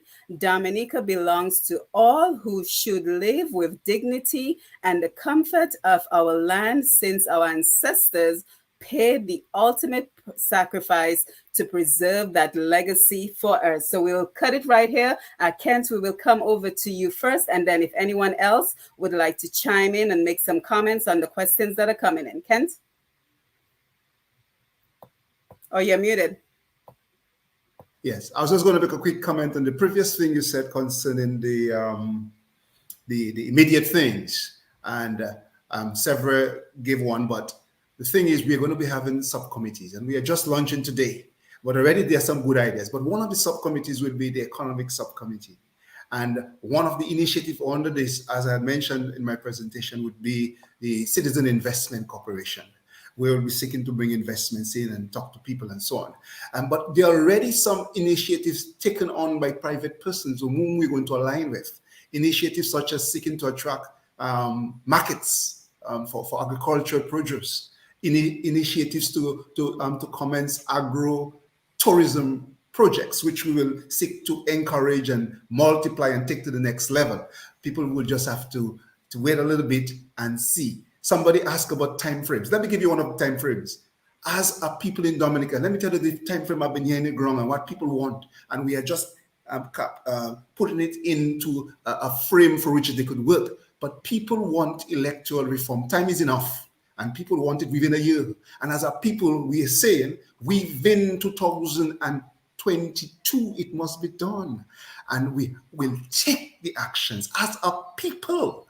Damien wants action. We will show the actions we will take. We will seek to work with the government and ask, for instance, that they listen to good reason and do the things they ought to be doing. But we will work with the people, as they have been telling many of us, that together we've got to work to do whatever it takes, whatever is morally right to save our country. And the starting point for that, besides the economic things we're talking about, the important point for that is electoral reform. So now, concerning, this is so great because many people here are people who are past associations, and we're not ashamed of that. None of us are ashamed of our past association in the sense that we belong to an organization before, but all of us recognize the need to come together, to drop the divisions by party, recognizing that our country has a problem.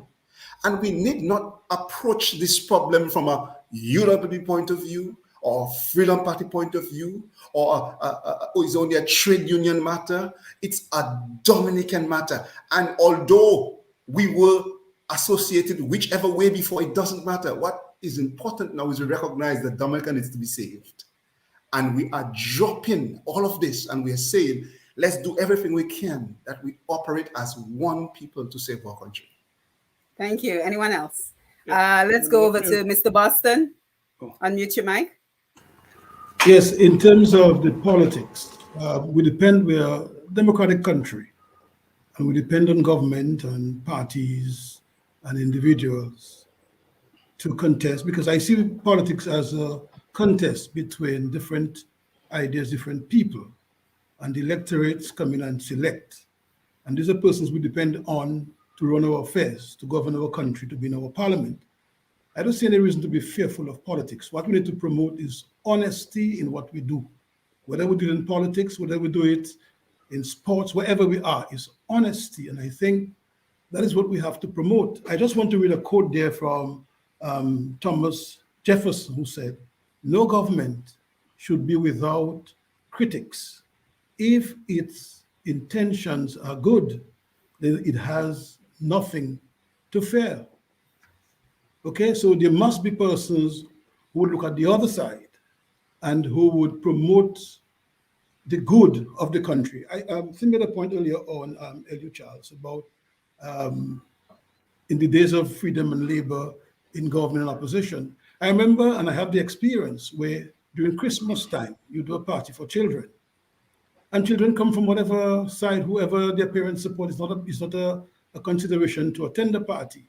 Nowadays, even little children, 2 years, 3 years, 4 years, 5 years, 10 years or more, are being selected not to come to a party because their parents may not be supporting a particular party. And that, to me, should end. And if that is an action that we should take, then that's an action we should take to avoid involving our innocence in this kind of raw hatred of politics because their parents are not supporting a particular party or so. And I think the intention of NJAM is a good intention.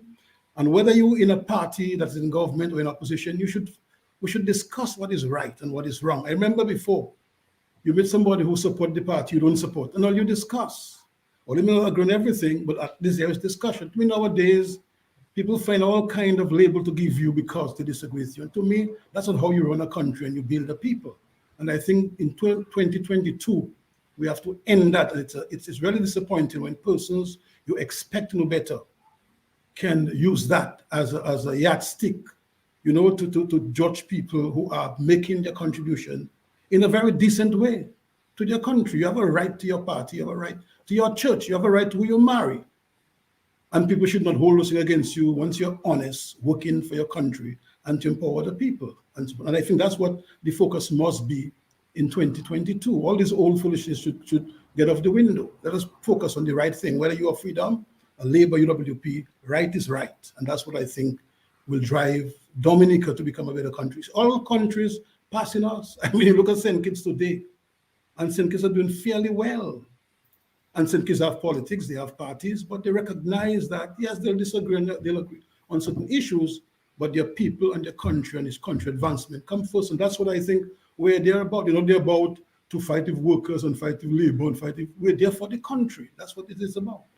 Yeah, so if you have any other questions, comments on the panel, let's hold the thought 1 second. Severie, I'm going to come right back to you, but let's take a few more comments and then I will come first to you, Mr. McKenzie. So Dave Bertrand, the problem is what are our organizations doing in Dominica?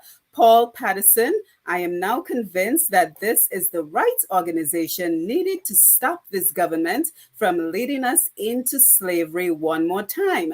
I encourage all Dominicans to come out when that call is made and let us liberate our country. Now is the time for real action. Shari Bryant is listening. Chris Bugunu is with us and he says, hopefully the diaspora can be a part of the movement. Let's see, Jared Dorset is Damian Dublin. You are a Porto Labour. So what's your point? Let's see who else we have. Kristen Nicholas, well-deserved collaboration, a sign of light in the tunnel to steer Dominica into a state of self-evaluation and cautious tread into our future. Congratulations, team. Severie McKenzie, I want to come directly to you for your comments. I recognize that we do not have much more time if we have to be disciplined with our time management. But I just wanted to make a quick point to the person who spoke about pre-retirement professionals. We'd just like to inform the person that we are not really pre-retirement professionals. We are all self-employed. All of us here are self-employed. And we run businesses. And retirement is not part of the agenda on the program, because the way the trajectory that the economy has taken, some years ago, I could have thought of retirement. But what the economy has done to all of our private sector businesses, none of us can consider retirement. So we are in it for a long haul. And this is why in my presentation, I made the point that I want to make sure that the few years that I have remaining, I do not see misery under what is actually.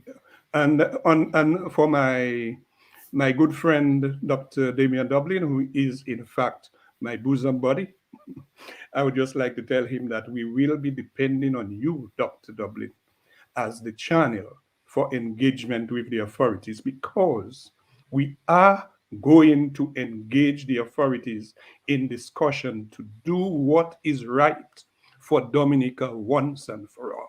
So we will be engaging, Doc. So it's not only words, and I would really want to see you in action one of those days on a panel like this, where we can agree to disagree, but you will say, I tried to get you all to get some of the things done, or we got some of the things done together. This is what we talk about action. I would like to intervene there. Give me 1 second. Just give me 1 minute. I'm happy that you brought the time up, because on the radio we have about 4 minutes left, but I'm hoping that we can continue for just a little longer. So if we're unfortunately unable to continue on the radio, I encourage everyone who's listening via Kyrie FM and Q95 to hop on over to Facebook or YouTube. That name again that you want to type in the search area is Push Past 10, PUSH PAST, the number 10, one word, so you can continue to listen to the program, because unfortunately we are about to lose our connection to the radio. But I want to keep the conversation going for just a little bit longer, if it is okay with you, Mr. Chairman. Okay, I see a nod, so that is fine. So again, if we lose the connection on Kyrie FM and Q95, hop on over to Push Past 10 on YouTube and Facebook, so we can continue for just a little bit longer. We still have the summation and the vote of thanks, but let's go over now to Mr. Charles. Yes, thank you. Thank you, Doctor. In my presentation, I attempted to highlight standards of decency and conduct and even speech.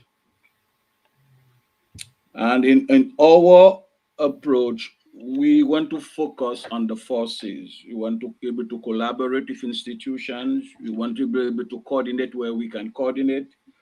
We also look at the aspect of cooperation and aspect of communication. Communication becomes key. It's communicating ideas. So I can understand, and probably I will tolerate attack on ideas, but I think there's no room, no space for personal attack in our conversation and our discourse. We need to develop right speech. And I will mention the names of some Dominicans who have passed, but the majority of them are lawyers, legally trained, and two of them held the highest office, or past president of Dominica. And I will mention the names, and we will think of their conduct and behavior. We have Justice Albert Matthew, a decent individual. We have Justice Telford Judges, one of the most eminent jurists in the whole of the Caribbean, a decent, well-respected, right speech. We have our president, Dr. Liverpool, he promote right speech. We recently lost Dr. William Paré Riviere, and his behavior and mannerism talk about a certain level of courtesy. We have examples. We had just before Noreen John, another jurist and a community activist. The non-lawyer we have there is Clarence A. Signoret, pleasant, decent persons. I have personally interacted with all of them, and they influenced my life. And persons who know me. So let us be decent and courteous with each other. Criticize the idea, condemn the idea. Don't attack the individual. The consequences are not pleasant. They are not pleasant. Not for me, but they may not be pleasant for some. So let us be guarded. Because of our training, education, and experience, we know how to behave, and we behave properly in public and in private. I thank you.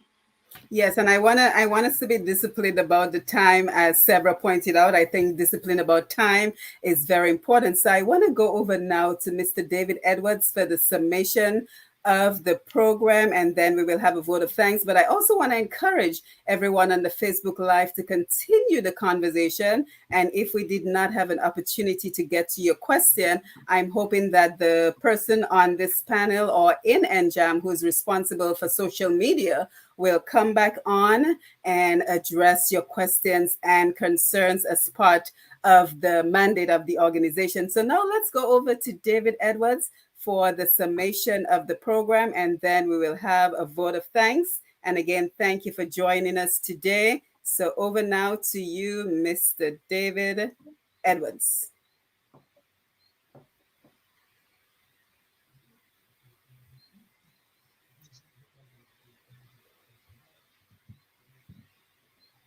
I think you're muted. Okay, can you hear me now? Yes. Thank you, Dr. Matthew. Okay, a lot was said there over the last 2 hours. At the beginning, it was said that NJAM is an NGO that is made up of Dominicans who are resident locally and Dominicans who are overseas, but Dominicans who share the vision of becoming the leading voice for advancing and promoting the primary development objectives of this country of ours, with a strong focus on the development of our people, development of individuals, particularly our youths. In his sterling presentation, the point was Mr. Charles made the point that the formation of NJAM was catalyzed by a number of events in our environment, and it was also influenced by the growth of anger, one presenter argued. A number of issues that were listed among primary motivations were the need for modern electoral laws, which was later elaborated, accountability in government, access to information and the sharing of information, the need for social, cultural, religious, and economic, as well as political considerations in our decision making, and the need to grow our young electoral democracy or constitutional democracy. An important reference was made to the training of persons who were elected to parliament following the last general election, and the fact that that report is accessible online. The point was made that this NJAM launch is guided by the theme strengthening advocacy, democracy, and economic opportunities, share the national pie. The idea is to create a sustainable economy that offers opportunities for all Dominicans, not for one group. And on the subject of economy, it was emphasized that NJAM has interest in a very healthy economy, in growing the economy, because that impacts everyone. The argument was made that we can grow that economy by empowering our people and embracing innovations, especially those that leverage indigenous resources, and giving thought to new considerations or new approaches to things like marketing and investment in sectors such as tourism. We noted the proposal to have a citizen investment corporation that would be a radical approach to use of our resources and the creation of opportunities. The point was made that we've had over-reliance on remittances from abroad, as well as the CBI funds.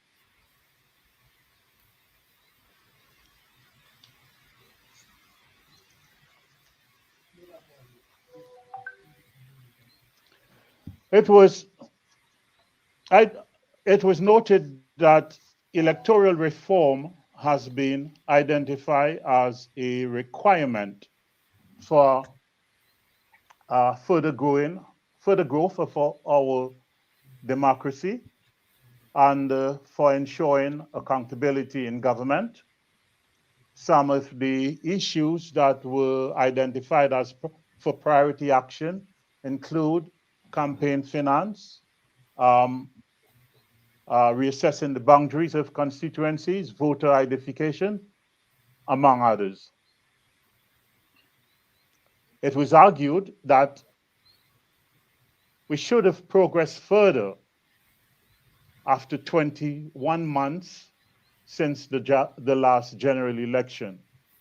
NJAM proposes that much more progress in electoral reform be realized in 2022. And the point is made that a significant number of Dominicans have been calling for changes in our electoral practices.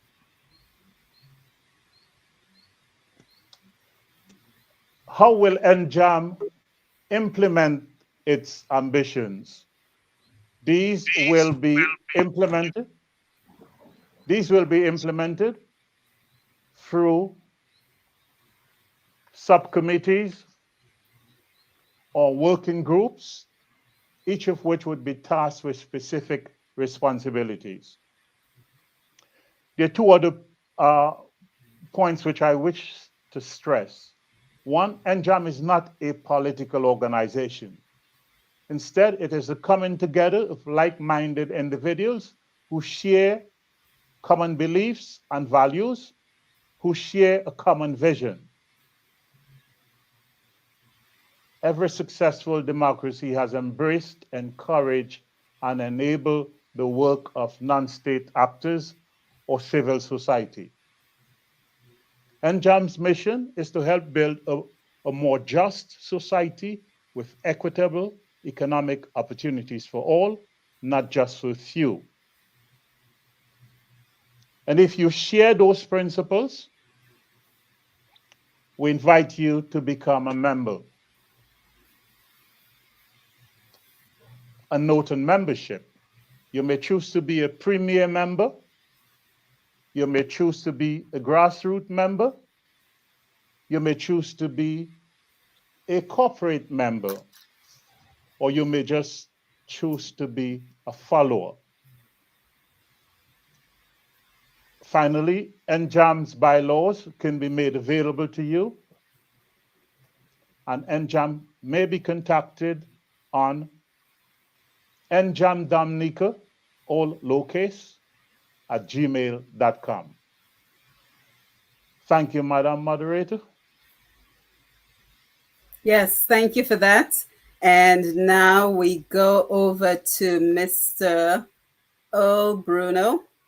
So we will go over now to Mr. Earl Bruno for the vote of thanks, and then back to the chairman of NJAM, Mr. Kent Vittel, for his final words. And I think we just lost Earl. So he was on a minute.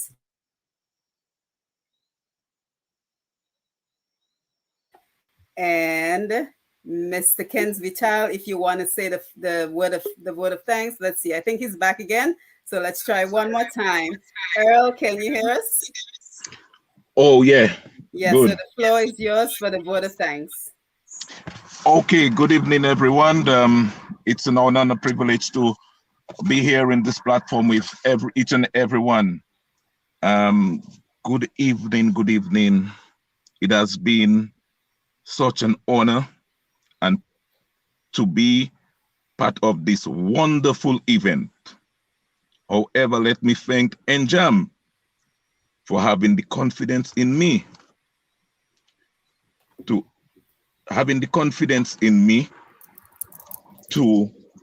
thank each and everyone who participated in this great launching of NJAM.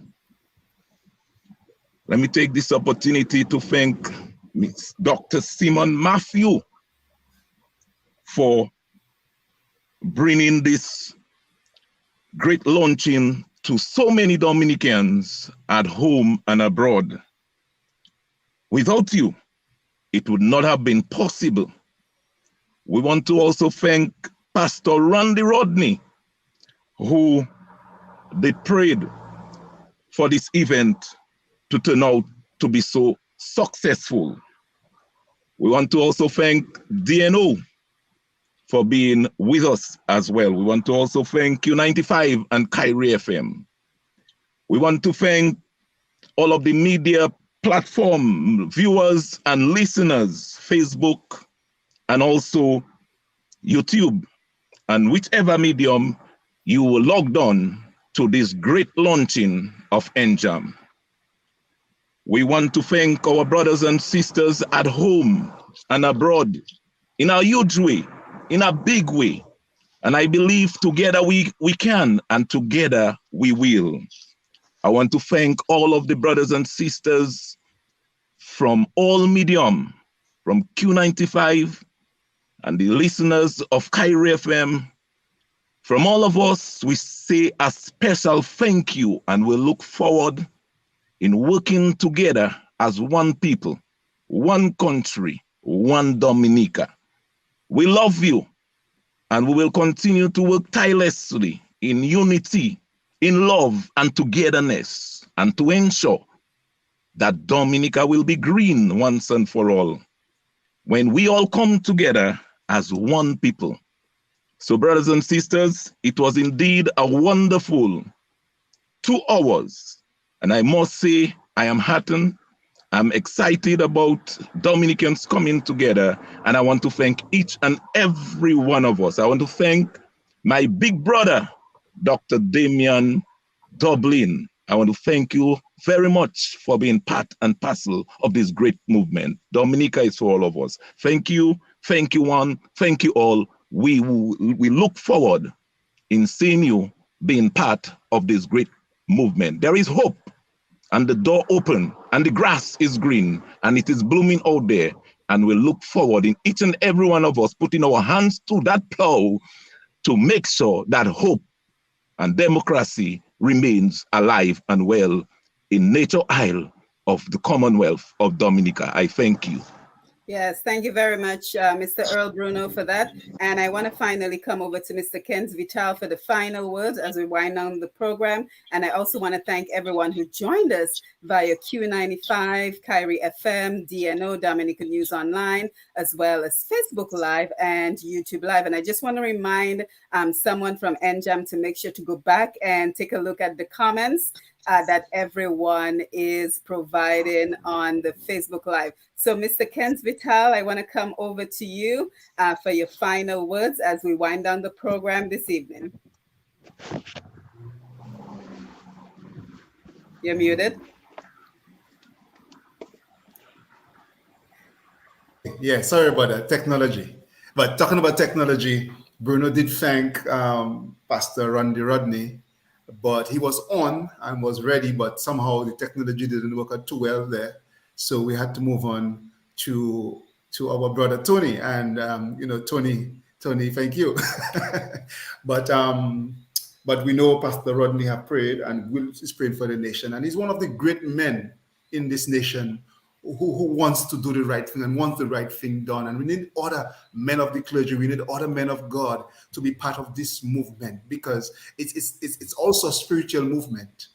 And we've got to take our cares and concern before God and ask for deliverance. But we have to also do the kinds of things, take the kinds of actions. So I want to just thank each and every one of you, and Bruno has done that. But if I were to summarize what Bruno said, I would simply say it in the final words of the national anthem. Coming forward, sons and daughters. And at the end it says, all for each and each for all. See this here, all for each and each for all? This is what NJAM is all about. So we'll take a look at the rest of your comments. We've got to start. This is the beginning point. I mean, we were there before. This is the reconstituted NJAM. This is the first full executive. And I want to thank each and every one of those executive members for being a part. With LU, the General Secretary, Mackenzie, the Deputy Chairperson, Anthony LeBlanc, the Treasurer, Loftus Durant, the PRO, and committee members include Nicholas George, Earl Bruno, Paula Celestin, Bernard Allen Johnson Boston, and I'm missing somebody I know. Anyway, I know I missed the name, but thank God. But we're just excited because we know where this country can go, and we don't want to lose this country for our children and our children's children. So we want you to come along with us on that journey. Call us, contact NJAM, call myself, call LU, call any one of us on the panel, Mackenzie. Let's talk. Let's do it together. It doesn't matter what political persuasion party you are from, whether you're from the unions or other organizations or faith-based organizations.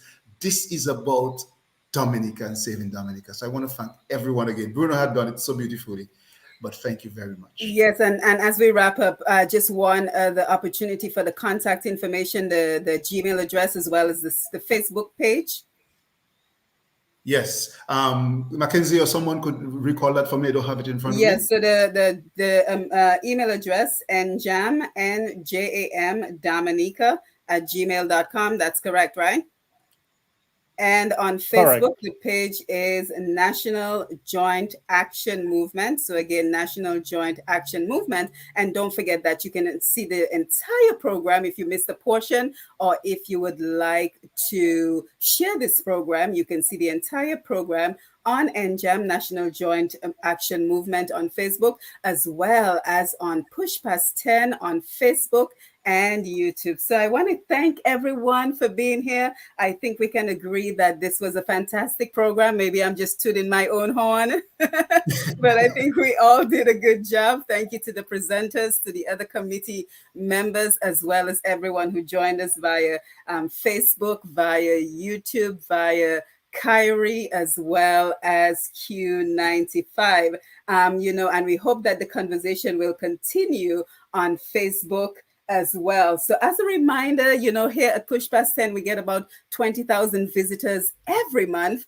So for your promotional, your hosting, your virtual hosting opportunities, whether you have an organization, you have a business, you have a group, or you just have a product or a service that you're looking to promote, you can reach out to us at pushpast10@gmail. So again, PUSHPAST 10 for any opportunity to promote your organization, your business, or your product. So with that, we bid you a good evening. We thank you again for being here. And does anybody have a final word before we log off? Okay, excellent. We covered everything. So again, thank you for being here and have a wonderful evening. Again, Happy New Year and all the best of God's blessings to you for the new year. Take care, everyone.